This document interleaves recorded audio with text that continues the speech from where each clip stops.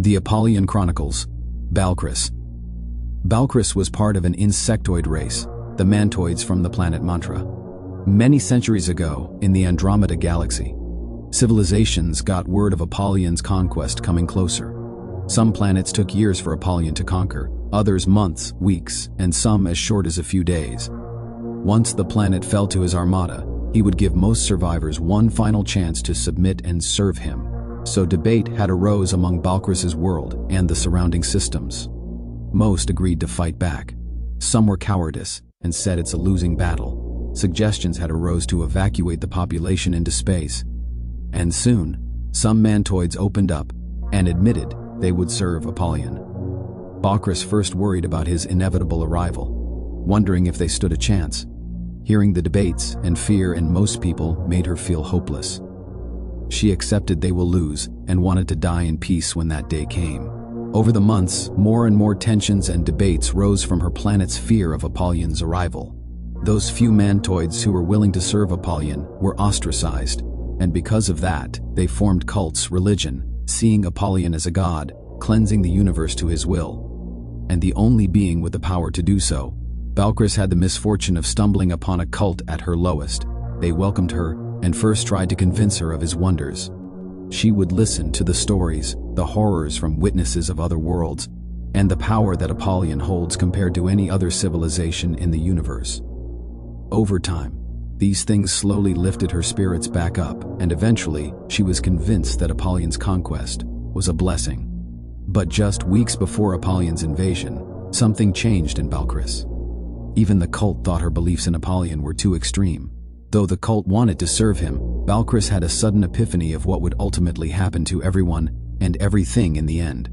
She knew Apollyon was more ruthless than most believed, and is only cleansing the universe for nothing more than himself, but she gladly embraced it. Soon even ostracized by the cult, them believing she was blinded by her lust for conquest, Apollyon soon invaded planet Mantra and wiped out most of the population in a matter of weeks. And he made it to the city Baalkris was near soon after. She ended up taking refuge in the caves with some survivors, not knowing what would happen, cult members included, but they were easily found after the city was destroyed. The remaining survivors were forced out and huddled into a group. Apollyon asked if anyone would like to join him as a servant. Some civilians walked forward.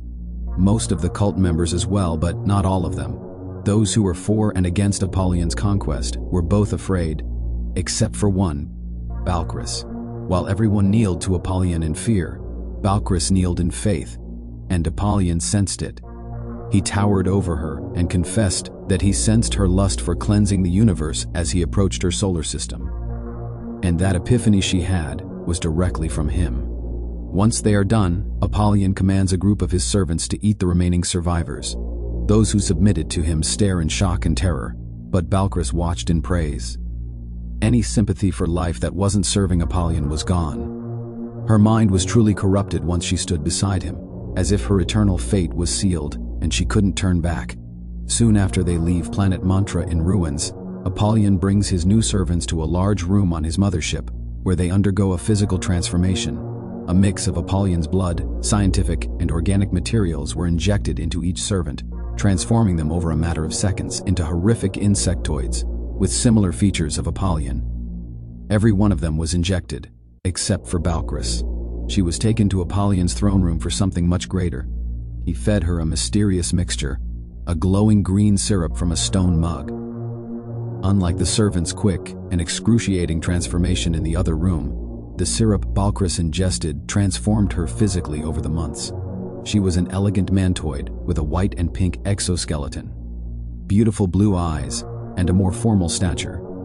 She grew taller. Her exoskeleton turned more rugged and dark until she was charcoal black. Her eyes changed from blue to green. Her limbs and antennas elongated. Her fingers grew into claws, and soon enough her transformation was complete. Apollyon took his mothership back to planet Mantra and held a ceremony in the city she was captured in, still a wasteland from his destruction. Bringing his army of servants out to announce Baalkris their new queen, she let out a loud screech into the sky in celebration. The armada of servants followed. A new era to Apollon's conquest has begun, with a ruthless queen amongst his side.